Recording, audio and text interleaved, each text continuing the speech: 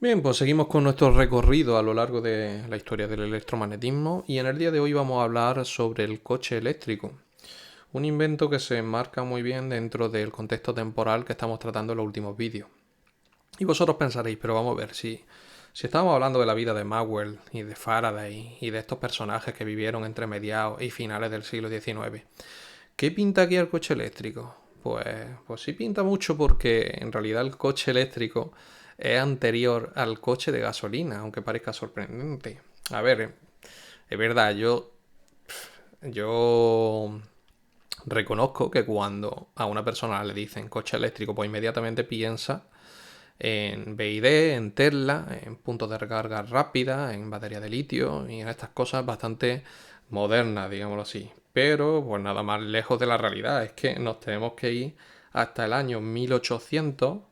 Vamos a partir de aquí para nuestro recorrido por la historia del automóvil eléctrico. Y en primer lugar vamos a hablar de un personaje llamado Anja Istvan Jetlik, que lo tenéis en la ilustración de ahí de la izquierda. Como digo, año 1800, o sea, hace más de 200 años. Alguno me dice, oye, ¿por qué no pones fotos de algunos personajes y pones ilustraciones? Muy bien, eso es muy sencillo. Vamos a ver, la primera fotografía, si miráis en Google, la primera fotografía permanente que se conserva se tomó en 1826 o 1827, depende de la fuente que busquéis, por Joseph Nicephore Niepce, que fue un inventor francés. Entonces, si este tío nace en 1800 y la primera foto se conserva de 1826, pues evidentemente es que cuando nació este hombre pues ni siquiera había fotografía. Entonces no es fácil encontrar fotos de estos científicos.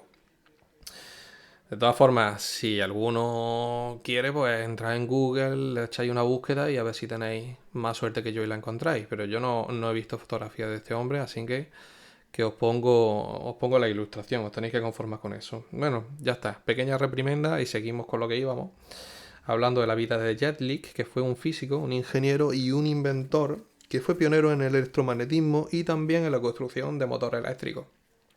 Lo que pasa es que pues su nombre ha quedado eclipsado por otros como Faraday o como Siemens.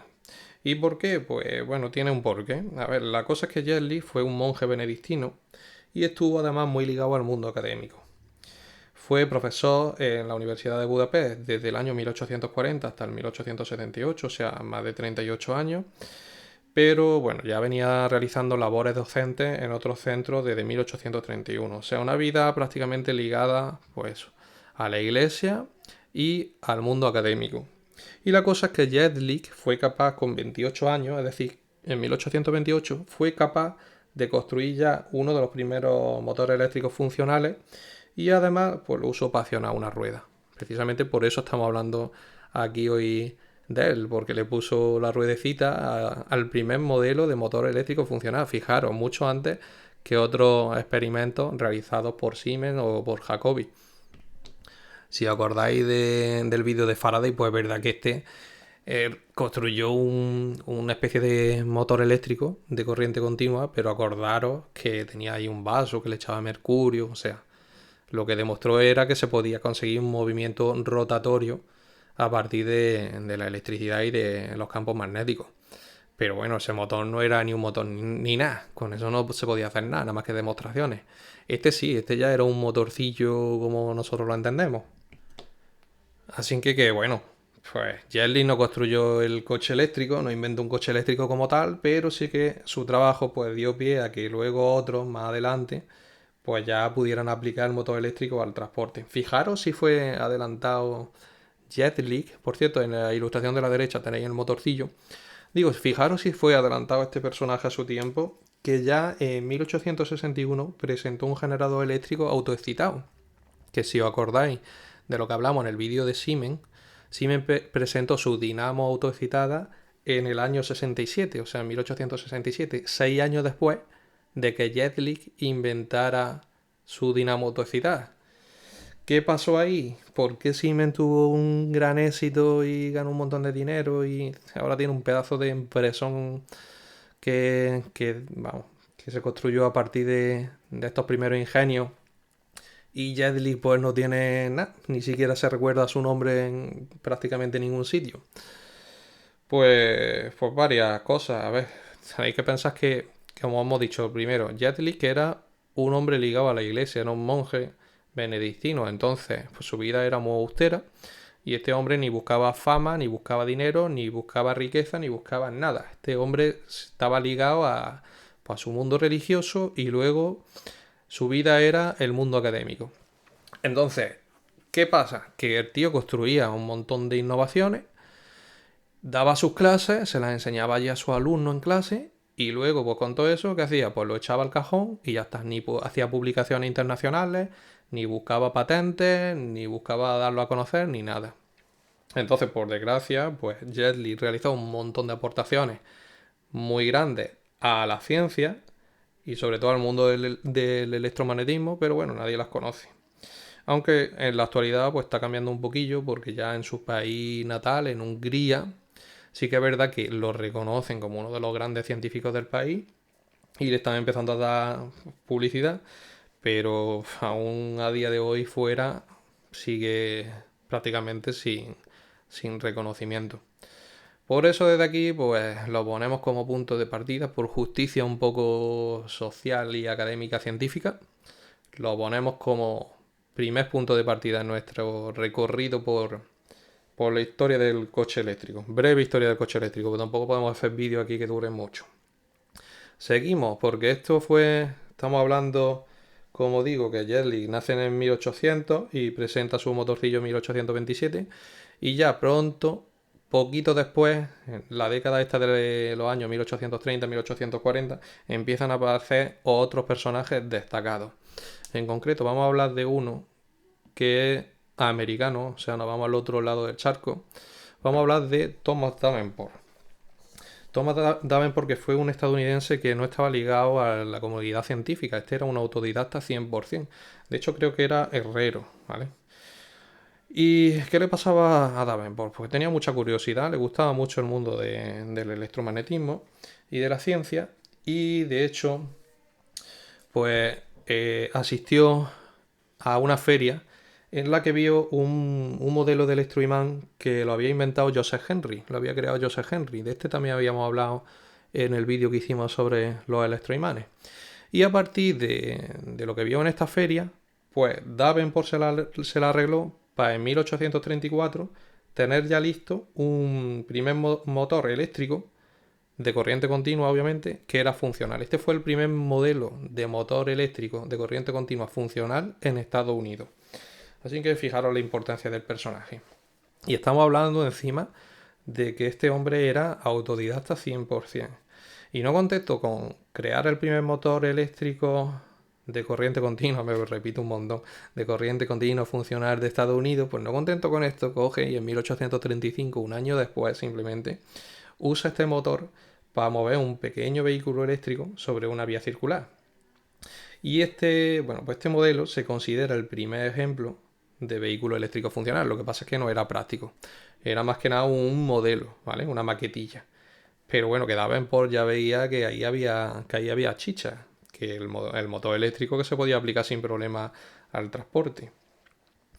Entonces, pues fue más allá. Fue más allá.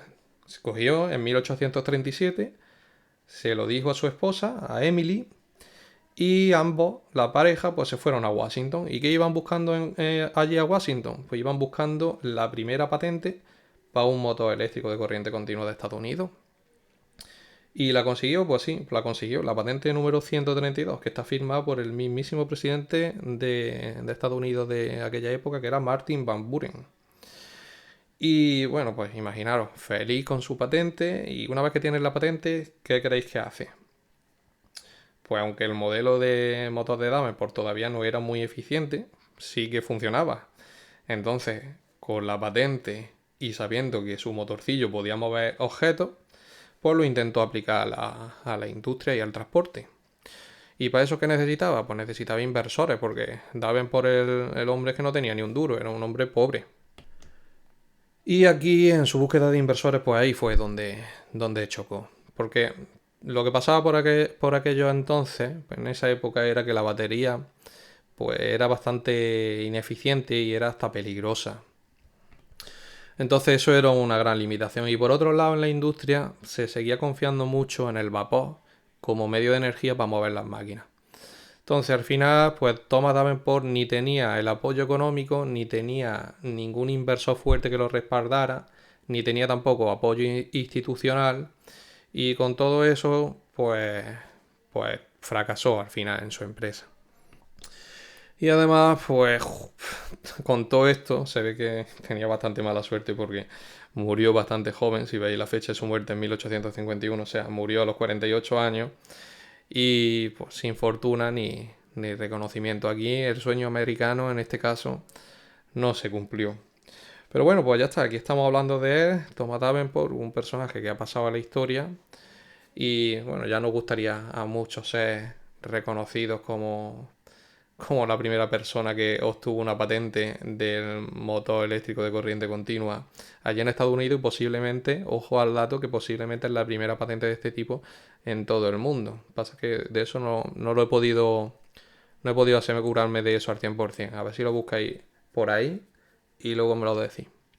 Seguimos con otro personaje porque ahora pues vamos a volver a Europa y vamos a hablar de Gustave Thuré. Este era un francés. La electricidad pues iba avanzando y resulta que en París, pues ya en 1881, se instala el primer sistema de iluminación eléctrica pública. Esto fue en la Exposición Internacional de Electricidad que se celebró en el Palacio de Industrias de París. Un acontecimiento muy conocido. Y de hecho a París se le conoce como la ciudad de la luz. En parte por esto y en parte también por cosas ligadas a la ilustración. Pero bueno, digamos que hay dos vertientes que explican esto de que a París se le conozca por la ciudad de la luz, pero la que a nosotros nos interesa es la vertiente científica. De hecho, también recuerdo que pusieron un montón de bombillas allí en la Torre Eiffel. Bueno, esto fue un acontecimiento muy importante en su época. Y precisamente en ese año, 1881, Trouret coge un motorcillo eléctrico y lo adapta, lo miniaturizó un poquito y lo logró adaptar a un triciclo inglés que estaba fabricado por James Starley. Tenéis una ilustración de eso ahí a la derecha, ¿vale? Entonces, al motorcillo en el triciclo le puso una batería recargable de plomo ácido y un sistema de transmisión que hacía que podía girar las ruedas traseras. ¿Y eso qué es? Pues prácticamente, bueno, no voy a decir que es un coche, porque lo que es un triciclo motorizado, pero ya estamos ya viendo ahí un poco por dónde van los tiros, ¿no? Esto sí que era un vehículo funcional, alcanzaba unos 12 km hora y además podía recorrer entre 14 o 15 km por recarga. Y de hecho, el mismo Trouret cogió y lo condujo por allí por las calles de París en una demostración pública, en una zona que estaba cercana al Boulevard de Saint-Michel. Si alguno habéis estado por París, pues una de las zonas típicas que se ven en las visitas. Y la demostración fue un éxito. La demostración fue un éxito y lo malo es que aunque el vehículo era funcional y de hecho pues la demostración pública y el éxito le llegó antes que a otros inventores como Thomas Parker en el Reino Unido o William Morrison en Estados Unidos, pues resulta que Trouret no patentó el diseño ni, vamos, que no se lo tomó muy en serio. Que este tío era un inventor y le pegaba también a todos los palos. Entonces esto lo hizo un poco, pues casi por hobby. Se dedicó más, comercialmente se dedicaba más a otros campos. Y de hecho, pues Trouret pues, siempre fue una persona bastante exitosa, pero bueno, acabó centrándose en otros dispositivos como lámparas portátiles, equipos submarinos o utensilios médicos. Esto lo dejo de lado. Así que seguimos con la evolución del coche eléctrico, hablando de otros personajes, pasamos de diapositiva y ahora pues hablaremos de Thomas Parker, que este fue un ingeniero eléctrico británico. Y si hemos dicho que en el año 81 Trouret coge y se da la vueltecica con su triciclo por las calles de París, pues este ya muy poco después, 3 años después, en 1884, logra diseñar un coche, lo tenéis ahí a la derecha en la ilustración, ¿vale? Un coche eléctrico que ya este sí que era práctico para desplazamiento urbano. Además, este era coche-coche, fijaros en el diseño que tenía. Este sí que es verdad que tenía 4 ruedas y nos recuerda más a lo que es un coche en sí. Thomas Parker lo tenéis ahí montado en el cochecillo en el medio, ¿vale? Lo tenéis ahí señalado con un recuadro rojo. Ese era Thomas Parker. Y bueno, todavía esto estaba muy incipiente y el coche en sí no es que fuera un éxito comercial, pero a nivel de diseño, este sí que fue muy innovador. Ahí ya, como digo, sí que es verdad que teníamos algo cercano a lo que es un coche como lo conocemos como tal. Y esto ya no era el triciclo de Trure. Y seguimos. Próxima diapositiva. Que tenemos que ir un poquillo rápido y no podemos tocar todos los personajes, todas las compañías, todos los coches eléctricos que fueron apareciendo, que fueron un montón. Pero bueno, así una cosa simbólica sí que vamos a ver. Nos vamos otra vez a Estados Unidos, tierra de oportunidades. Y aquí empiezan a aparecer pues bastantes compañías que se dedican ya a comercializar el coche eléctrico entre el gran público. Por ejemplo, la que tenéis ahí, que tenéis un par de ilustraciones, bueno, de fotografías, de ejemplos, de modelos de ejemplo, que son la Columbia Electric Car y la Baker Electric, que la vamos a ver ahora después. En la foto de la izquierda tenéis uno de sus modelos, de los primeros modelos que hicieron, el Columbia Victoria, y a la derecha tenéis el Columbia Runabout, que se construye en 1903, y este tuvo bastante éxito de venta. Pero en esta época sí que es verdad que ya existían coches de gasolina, porque Carl Benz presentó el primer automóvil con motor térmico de combustión interna en 1885 o 1886. No estoy seguro del todo, porque según una fuente u otra te dicen un año o el otro. Pero bueno, entre el 85 o el 86 ya Carl Benz presenta el coche de gasolina y también se empiezan a producir y empiezan a convivir junto con los coches eléctricos. Lo que pasa es que los eléctricos tenían ciertas ventajas en principio frente a los de gasolina. La primera es que no necesitaban manivela para arrancar. ¿Habéis visto las películas esas que se baja el hombre, se baja ahí, le da ahí una manivela a ruedas, le da vuelta a una manivela frente en el frontal del coche para arrancarlo? Pues que era necesario eso en los primeros coches de gasolina. Pero en los eléctricos no hacía falta la manivela. Y además, los primeros coches de gasolina, imaginaros, eso expulsaba un montón de humo, un montón de olores. Y también, bueno, la gente de la época usaba mucho los guantes. Y los guantes pues se les quedaban pues hecho un asco. Sobre todo los guantes blancos de las mujeres, pues se quedaban para lavarlos. Entonces, la clase alta de la época, sobre todo las mujeres con dinero, preferían muchísimo antes un coche eléctrico que uno de gasolina. Los de gasolina que se consideraban pues peligrosos, ruidosos y como para gente pobre. Pero bueno, el marketing fue haciendo su trabajo y poco a poco pues, fue atrayendo hacia el coche de motor de combustión, al coche de gasolina, fue atrayendo al público sobre todo masculino, porque vendían como la idea romántica de que pues te bajabas, tenías que arrancar con la manivela, que eso era como muy de hombre, luego tenían un montón de averías mecánicas y los tenías que resolver. Además, eso sí que es verdad que podías hacer grandes rutas, porque la gasolina pues te daba más autonomía que el coche eléctrico. Y pues un poquito, poco a poco, pues fue la cosa mellando y creciendo la popularidad del coche de combustión entre el gran público masculino sobre todo. Aparte que los coches de gasolina pues eran más baratos que los eléctricos, entonces los eléctricos se quedaron un poco reservados para las clases altas, para desplazamiento urbano y sobre todo también para las mujeres. Voy a pasar de diapositiva para que veáis otro modelo de Columbia, el Columbia Victoria Phaeton, que este era propiedad de la reina Victoria. Mira qué bonito. Y voy a pasar otra vez para que veáis otro modelo, este de la empresa Baker Electric, 1913. Este también coche chulo, a mí me parece precioso. Y sigo para adelante, todo esto que estoy enseñando son coches eléctricos, ¿vale? De 1913. Fijaros que todavía no había ni Tesla ni nada. Estamos hablando de hace más de 100 años. Ya había coches eléctricos y eran bastante populares. Os voy a contar un caso muy curioso. Voy a pasar de diapositiva. El caso de los taxis de Nueva York. Un caso de éxito del coche eléctrico de hace ya más de 100 años. Y resulta que en 1897 la Electric Vehicle Company introdujo una flota de taxis eléctricos que funcionaban con baterías intercambiables. ¿Cómo es esto de baterías intercambiables? Pues bueno, como si fuera una pila. Cuando se agotaba una, pues tú pasabas por una estación de servicio y te la cambiaban. Entonces, en el año 1900, prácticamente un tercio de todos los vehículos que había en las calles de Nueva York, de Boston y de Chicago eran eléctricos. Y había creado como una especie de red de intercambio de baterías que pues eso era súper cómodo, sobre todo para los taxis, porque llegaban ahí y decían, oye, que ya está, que se me ha gastado la batería, pues toma, te la cambio. Y sigue funcionando. De hecho, vamos, como he dicho, es que los coches de gasolina por aquel entonces se consideraban en las ciudades pues ruidosos, que echaban un pestazo que no veas, un montón de humo, que eran peligrosos, y la gente prefería los coches eléctricos.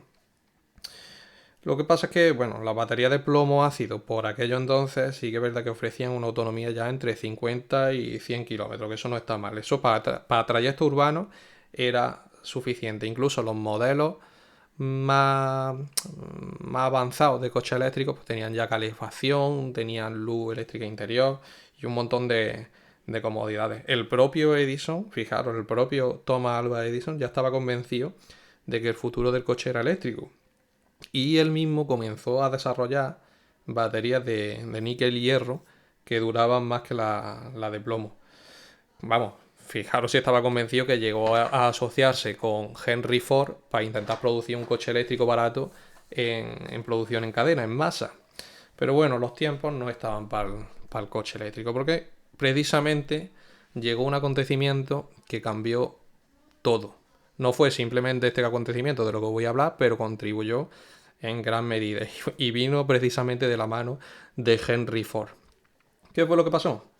Pues que en 1908, voy a pasar a diapositiva, en 1908 Henry Ford, que como todos sabéis pues fue un inventor, un ingeniero estadounidense, presentó el modelo T. El modelo T este era de gasolina. Y con este pues empezó el declive del coche eléctrico. A ver, no es que el modelo T, como he dicho, fuera la única causa de que el coche eléctrico pues dejara de ser popular. Pero bueno, desde luego sí que contribuyó. Porque todos sabemos también que Ford introdujo la producción en cadena en su modelo T. ¿Y qué pasaba con la producción en cadena? Pues que los costes se abarataban muchísimo.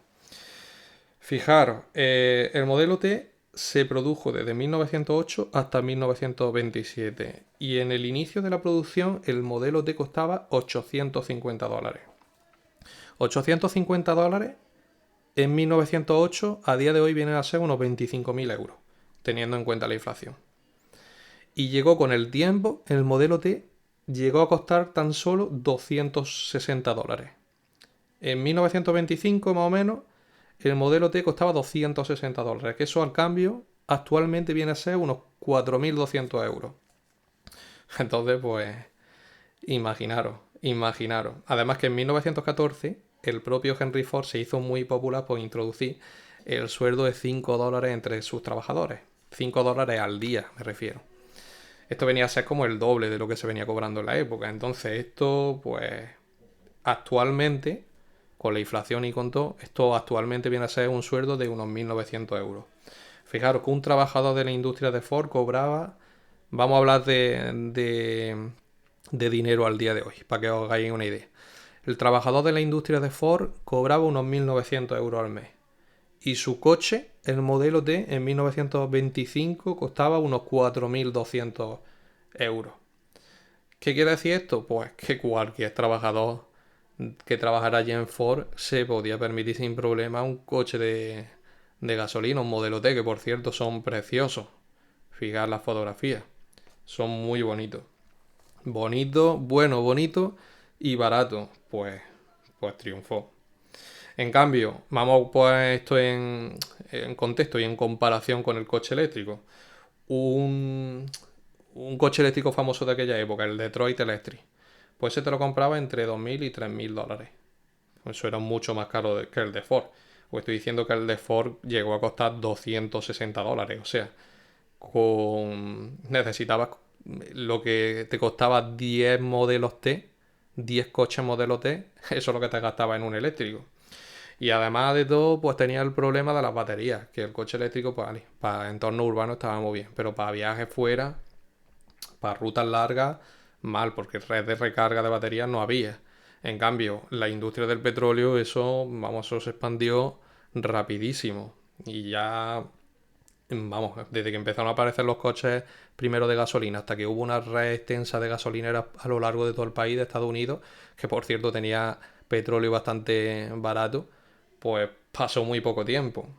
Y ya para rematar del todo, porque ya la única desventaja así del de gasolina frente al eléctrico que me podía decir, bueno, pero ¿y qué me has contado antes que tenías una manivela que te tenías que bajar para arrancarlo ahí darle vuelta a la manivela? Eso es un coñazo, bueno, sí. Pero es que en 1912, perdón, hay otra empresa de coches que seguro que os suena, se llama Cadillac. Si habéis estado en Estados Unidos alguna vez, pues habéis visto seguro un montón de coches Cadillac. Lo que pasa es que aquí en Europa no son muy populares, pero en Estados Unidos sí. Pues Cadillac fue la empresa que introdujo el arranque eléctrico en los coches de gasolina. Entonces, a partir de 1912 ni siquiera te tenías que bajar a darle a la manivela. Y ya pues con todo esto, el coche eléctrico pues murió. Bueno, no es que muriera, pero que quedó relegado para una élite, yo que sé, casos muy excepcionales. Tenía eso, la gasolina más potencia, podía hacer viajes más largos, al final es que eran más cómodos. Y bueno, pues ya está, aquí acaba la presentación. No me ha salido la última diapositiva, cago en la leche.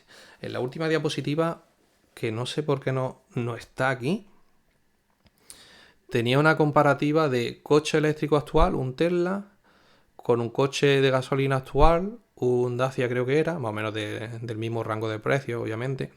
Y luego también comparándolo con la autonomía y la velocidad máxima y todo esto de los coches eléctricos y de los coches de gasolina antiguos, del año 1820, 1850, tal. Desde los primeros hasta uno de los más o menos 1850.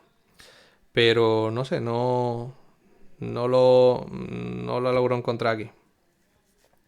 1820 no, perdón. Un coche de 1920 más o menos, quiero decir. Ya está, se ha traspapelado la diapositiva esa. Bueno, lo dejamos aquí y seguimos ya. Si alguno tiene interés, pues eso lo podéis mirar vosotros mismos y hacer la comparativa. Al mismo ChatGPT se lo metéis, que os la haga, la tabla, y lo revisáis vosotros.